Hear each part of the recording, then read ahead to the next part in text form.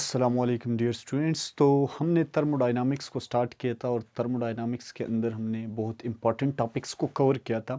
आज हम थर्मोडायनामिक्स के अंदर एक और बहुत ही इंपॉर्टेंट टॉपिक को कवर करने वाले हैं जिसको हम कहते हैं फर्स्ट लॉ ऑफ थर्मोडायनामिक्स। तो जो फर्स्ट लॉ ऑफ थर्मोडायनामिक्स है हम बचपन से ही पढ़ते आ रहे हैं कि फर्स्ट लॉ हमारे पास क्या है।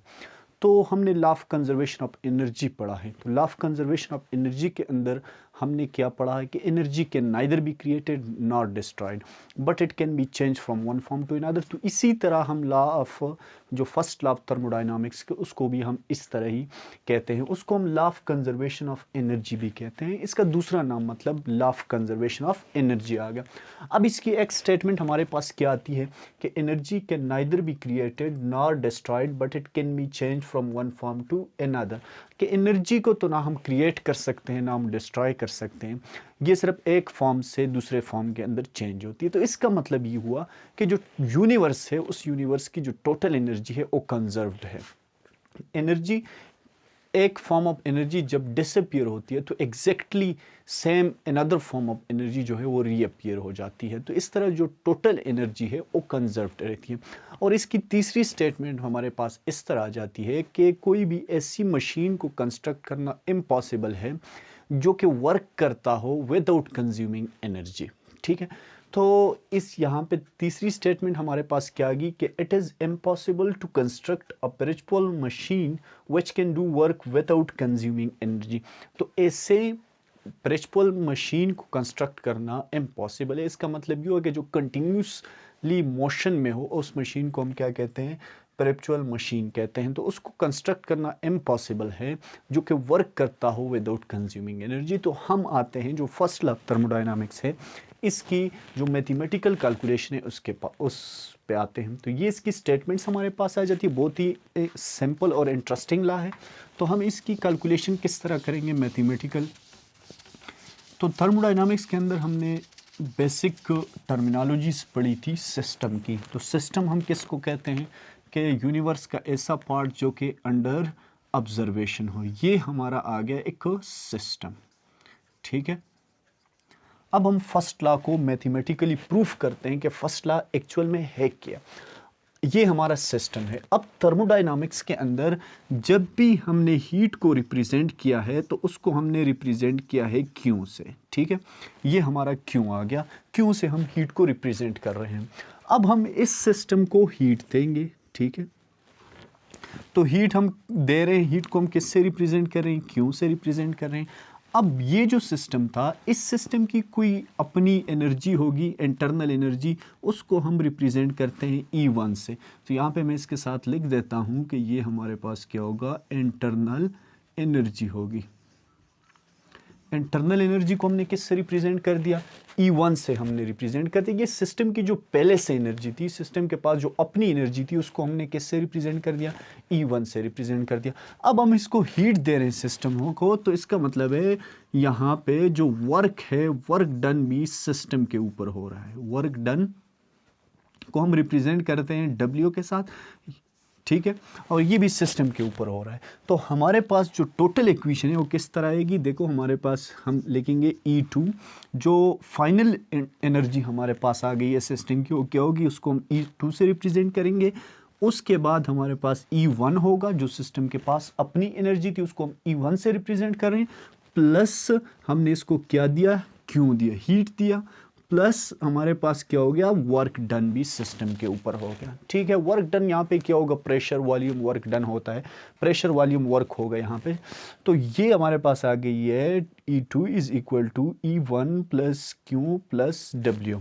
ठीक है, अब हम इस इक्वेशन को इस तरह लिख देते हैं, E2 माइनस रीअरेंज कर देते हैं, E1 is equal to Q plus W। ठीक है, अब हमें पता है कि हमारे पास जो E2 माइनस E1 है ये इंटरनल एनर्जी है और ये चेंज इन इंटरनल एनर्जी है। तो चेंज इन इंटरनल एनर्जी को हम किस तरह लिखते हैं, डेल E से is equal to Q plus W। ये हमारे पास आ जाती है जो फर्स्ट लॉ ऑफ थर्मोडायनामिक्स है इसकी इक्वेशन।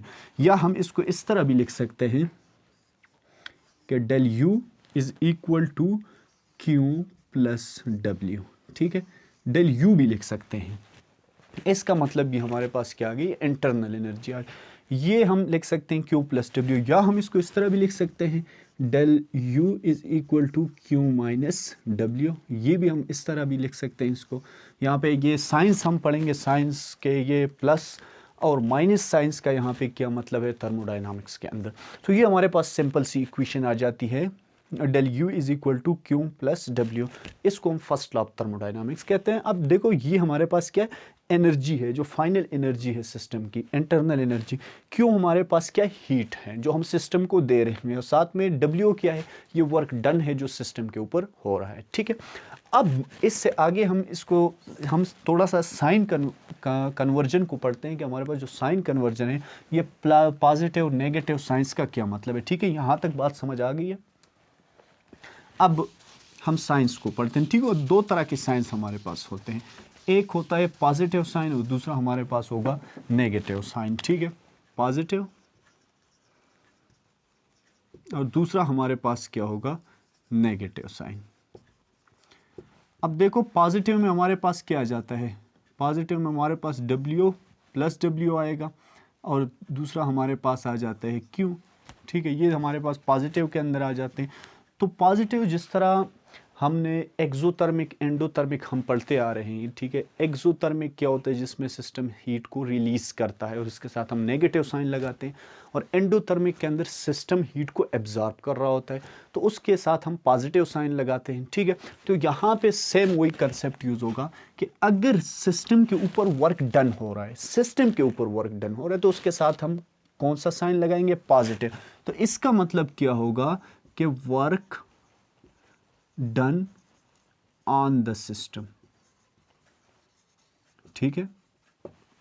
ऑन द सिस्टम, जिस तरह एंडोथर्मिक के अंदर था कि हीट सिस्टम जब एब्जॉर्ब करेगा तो उसके साथ प्लस का साइन आएगा, इसी तरह यहाँ पे सिस्टम के ऊपर अगर वर्क डन हो रहा है तो उसके साथ कौन सा साइन आएगा, प्लस। और प्लस क्यों का मतलब क्या होगा, क्यों तो हम थर्मोडायनामिक्स के अंदर हम हीट के लिए यूज करते हैं, हीट को हम क्यों से रिप्रेजेंट करते हैं। तो प्लस क्यों का मतलब क्या होगा, प्लस क्यों का मतलब ये होगा कि heat absorbed by the system, by the system, ठीक है। अगर हमारे पास साइन माइनस नेगेटिव, ये नेगेटिव W है, तो इसका मतलब क्या होगा कि work done by the system होगा, work done by the system, ठीक है। अगर हमारे पास माइनस क्यों है तो इसका मतलब है heat released by the system, या माइनस क्यों के साथ हम इसके साथ हम क्या यूज कर सकते हैं, इसके साथ हम यूज करते हैं एवोल्यूशन ऑफ हीट, ठीक है। Evolution of heat, evolution of heat का मतलब क्या होगा, हीट सिस्टम एवॉल्व कर रहा है, रिलीज कर रहा है, ठीक है।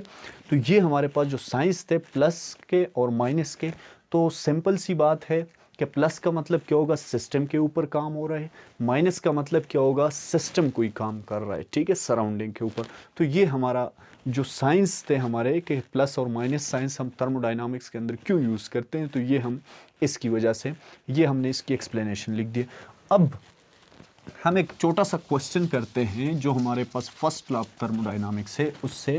फर्स्ट लॉ हमारे पास इक्वेशन क्या है, इक्वेशन हमारे पास है del E or del U is equal to Q plus W, ये हमारे पास फर्स्ट लॉ है, ठीक है। अब इसके रिलेटेड क्वेश्चन क्या आता है, न्यूमेरिकल क्या आता है, उसमें थोड़ा सा सिर्फ साइन का मसला होता है कि यहाँ पे क्वेश्चन में इस तरह लिख देता हूँ कि इफ़ 500 कैलोरीज, जो calories of heat is absorbed by the system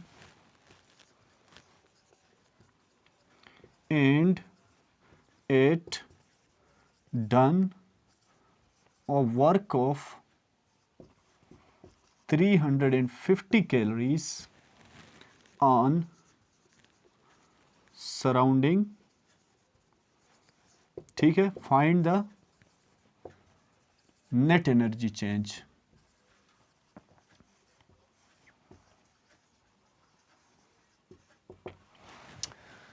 system है, सिस्टम हीट को एब्जॉर्ब कर रहा है, तो हीट को एब्जॉर्ब कर रहा है, इसका मतलब है क्यू को एब्जॉर्ब कर रहा है, और हीट सिस्टम एब्जॉर्ब कर रहा है, तो यहाँ पे प्लस क्यू है। हीट को एब्जॉर्ब कर रहा है सिस्टम, कितने हीट को एब्जॉर्ब कर रहा है? 500 कैलोरीज हीट को एब्जॉर्ब कर रहा है, ठीक है। अब सिस्टम वर्क डन कर रहा है, तो डब्ल्यू सिस्टम कितना कर रहा है? 350 कैलोरीज का सिस्टम वर्क डन कर रहा है। लेकिन यहाँ पे सिस्टम वर्क डन कर रहा है सराउंडिंग के ऊपर, तो इसका मतलब है इसके साथ हम साइन कौन सा लगाएंगे? नेगेटिव। हमारे पास जो फर्स्ट लॉ ऑफ थर्मोडायनामिक्स है उसकी इक्वेशन क्या है? Del E, net energy change हमने फाइंड करना है, Q प्लस W।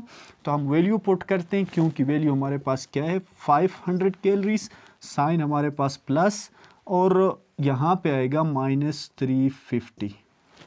माइनस हमने क्यों लिया? माइनस हमने इसलिए लिया कि यहाँ पे जो वर्क डन है ये सिस्टम कर रहा है सराउंडिंग के ऊपर, तो उसके साथ माइनस साइन आएगा, ठीक है। अब हमारे पास ये जो इक्वेशन है ये इस तरह आएगी, प्लस माइनस ही माइनस हो जाएगा, तो नेट एनर्जी चेंज हमारे पास क्या आएगा? 150 कैलोरीज का। तो इस तरह का सिंपल सा क्वेश्चन आता है फर्स्ट लॉ ऑफ थर्मोडायनामिक्स से, ठीक है। आ गई इस बात की समझ। तो ये हमारा छोटा सा न्यूमेरिकल टाइप क्वेश्चन था। अब जो हमारे पास कंक्लूजन्स हैं जो फर्स्ट लॉ ऑफ थर्मोडायनामिक्स है, उससे हमें क्या कंक्लूजन्स मिलते हैं, ठीक है।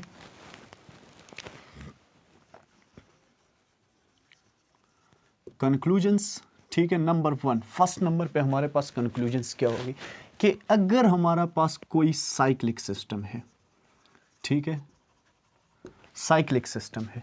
अब जो साइक्लिक सिस्टम है, तो साइक्लिक सिस्टम में क्या होता है? साइक्लिक सिस्टम में हमारे पास जो डेल ई है ये ज़ीरो होता है, नेट एनर्जी चेंज हमारे पास क्या होगा? ज़ीरो होगा। तो अब नेट एनर्जी चेंज ज़ीरो है, तो हमारे पास जो फर्स्ट लॉ ऑफ थर्मोडायनामिक्स है उसकी इक्वेशन तो हम इस तरह लिखते हैं, del E is equal to Q plus W.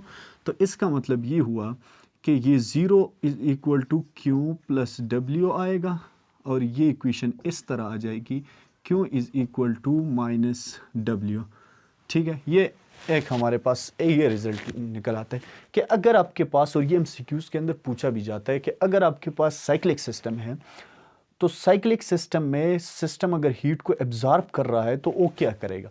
तो इसका मतलब ये है कि आपने डेल ई को ज़ीरो लेना है। डेल ई को आप ज़ीरो लेंगे तो हमारे पास जो Q है ये इक्वल होगा माइनस डब्ल्यू के। इसका मतलब ये हुआ कि सिस्टम हीट को एब्जॉर्ब कर रहा है तो वो वर्क डन करेगा सराउंडिंग के ऊपर, ठीक है। या इस इक्वेशन को हम इस तरह भी लिख सकते हैं, W is equal to minus Q. तो इसका मतलब है कि सिस्टम के ऊपर अगर वर्क डन हो रहा है तो वो हीट को रिलीज कर रहा है सराउंडिंग में। एक हमारे पास जो कंक्लूजन है ये निकल आ जाती है, ठीक है। दूसरे हमारे पास क्या होगी? अगर डेल जो क्यू है ये ज़ीरो है, मतलब जो नेट हीट चेंज है ये ज़ीरो के बराबर है, तो फिर हमारे पास इक्वेशन किस तरह होगी, ठीक है। तो फिर हम सिस्टम में क्या करेंगे? हमारे पास जो डेल ई है ये किसके बराबर होगा? डब्ल्यू के बराबर होगा। तो डेल ई अगर डब्ल्यू के बराबर होगा तो इसका मतलब है कि जो सिस्टम की एनर्जी है, सिस्टम उस एनर्जी के साथ क्या कर रहा है? वो वर्क डन भी सिस्टम के ऊपर हो रहा है, मतलब सिस्टम एनर्जी को एब्जॉर्ब कर रहा है तो साथ में क्या होगा? वर्क डन भी सिस्टम के ऊपर ही होगा। तो डेल ई हमारे पास किसके बराबर होगा? डब्ल्यू के बराबर होगा। और तीसरी कंक्लूजन हमारे पास क्या जाती है कि अगर डब्ल्यू ज़ीरो है, ठीक है, वर्क डन ज़ीरो है, तो फिर हमारे पास जो फर्स्ट लॉ ऑफ थर्मोडायनामिक्स है ये किस तरह बन जाएगी? तो ये हमारे पास होगी del E is equal to Q. अगर सिस्टम की इंटरनल एनर्जी इंक्रीज होगी तो क्या होगा? सिस्टम हीट एब्जॉर्ब करेगा, तो हीट एब्जॉर्ब करने से सिस्टम की सिर्फ इंटरनल एनर्जी इंक्रीज होगी, वो वर्क डन वगैरह नहीं करेगा क्योंकि वर्क डन हमारे पास क्या है? ज़ीरो है। तो ये हमारे पास इक्वेशंस आ जाती है जो कंक्लूजन है फर्स्ट लॉ ऑफ थर्मोडायनामिक्स की। तो इंशाल्लाह जो फर्स्ट लॉ ऑफ थर्मोडायनामिक्स है इसका जो सेकंड पार्ट है जो प्रेशर वॉल्यूम वर्क है वो हम दूसरी वीडियो के अंदर डिस्कस करेंगे, ठीक है। तो होप आप लोगों को टॉपिक समझ आया होगा। Thank you.